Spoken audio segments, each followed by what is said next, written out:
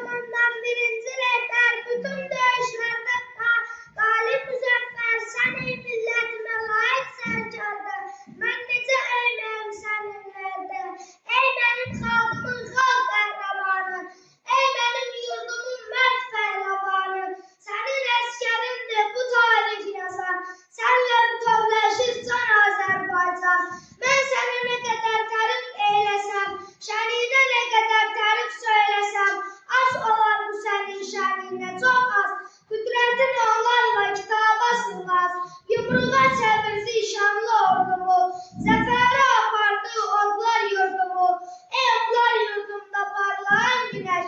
ey qatı zülmətin bağrına atəş, bu vətən sevgisi ürəyindədir, bu xalqın şələsi kürəyindədir, bu xalqın millətin ümid yerisən, neçə ki dünya var sən də dirisən, adını tarixə yazan rəhbərim, düşmən səhvlərini pozan rəhbərim, bizlərə qaytardın itən inamı, polad yumruq oldu vətən inamı.